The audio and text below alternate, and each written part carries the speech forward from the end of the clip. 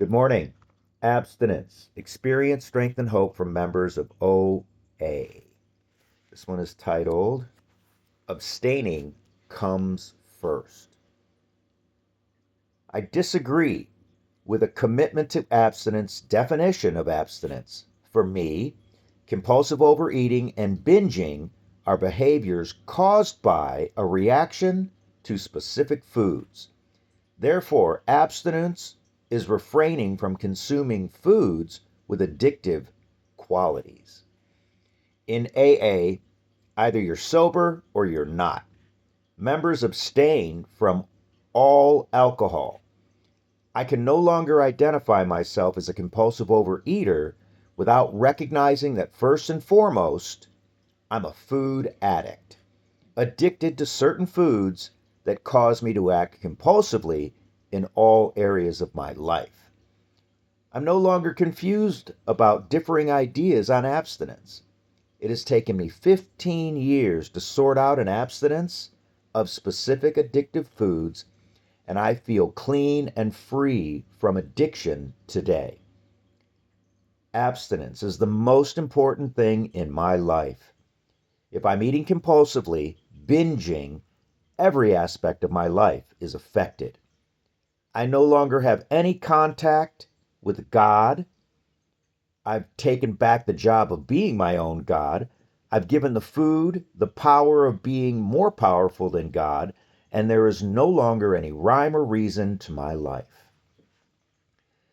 I see now that when I wasn't refraining from eating addictive foods, my brain was so fogged I couldn't fully comprehend what the steps meant. I was too busy worrying about where and when I was going to get my next fix to ease the feelings of powerlessness and unmanageability. Step one.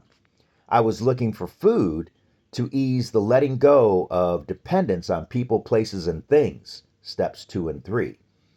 I had to have a comforter to relieve the pain of all my character defects and the admission that I was not perfect. Steps 4 and 5. Only God knew how much pain I felt trying to admit, become willing, and having to make amends. Steps 6, 7, 8, and 9. I continued to seek food as a God so that I didn't have to take a continuing personal inventory and then admit that I was less than perfect. Step 10. I prayed for the food and to the food and had no concept of spirituality, only the food. Step 11.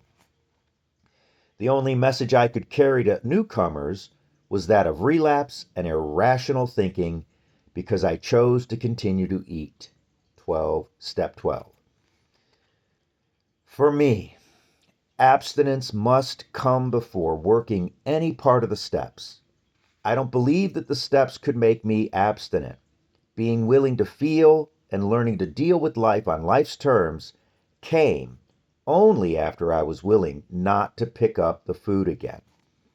I had to grow up and act like an adult, not a whining child.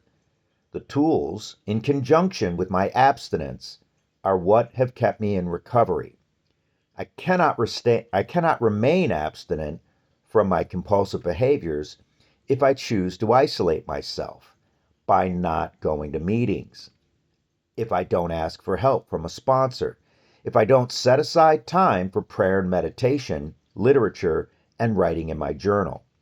And if I don't have a set daily food plan, I am not abstinent. I must protect my own anonymity and that of my fellows. I must continually give back to my fellow members, my group, and my inner group through service. The tools were designed to ensure that I remain abstinent from my addictive foods, but I have to use them. Thank God for OA, my program of recovery, and this wonderful tool of abstinence. This is from a member in Rockledge, Florida.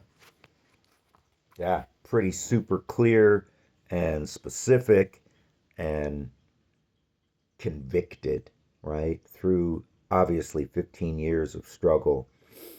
Um, yeah, it's getting clearer and clearer to me that I want to use all of the tools available, and I'm having some clear success in using a few of the tools. And I'm combining, years of experience in NA and NAA, and now I'm expanding it over to OA. And I'm willing to expand my abstinence to all areas of my life, and reach out to any of the 12-step programs that handle specific areas of life. And there's so many ways of creating a metaphor around expanding abstinence and the awareness of how many areas of my life I can gain traction and sanity, um, by expanding that abstinence and letting go of character defects that cause pain. So I am so grateful to that singular idea of being willing to reach out beyond my core home recovery literature base and family base. Um, and that's just for me. Um, I know that there are folks that say that, and I guess this goes for any and all of the fellowships and all the literatures, that each and every character defect known to man can be handled within any of the 12 step fellowships. But I just like the help. It just seems to me that it's like if somebody's really strong in one area of life, then that's who I'm going to go and ask for help. And, you know, I wish I had the skills of a do it yourselfer with, carpentry and plumbing and, all the handsy, um, you know, stuff, tools, fix stuff, be a car mechanic, you know, be a gardener, a farmer, all that stuff, all that life skill stuff. I wish I had those skills, and I might start working on some of those, but I absolutely love that I am skilled in the art of refraining from compulsive using of drugs, of alcohol, of cigarettes, now of debt and overspending. And now I'm venturing into and solidifying the compulsive and overeating and relationship stuff, boundaries. That's an area that's very intriguing. Um, it's just so intriguing. But I'm interested in looking at those literatures for all the relationship fellowships. But anyways, good stuff. Love and life. It's a gorgeous day out there. We got some blue sky and some warming temperatures.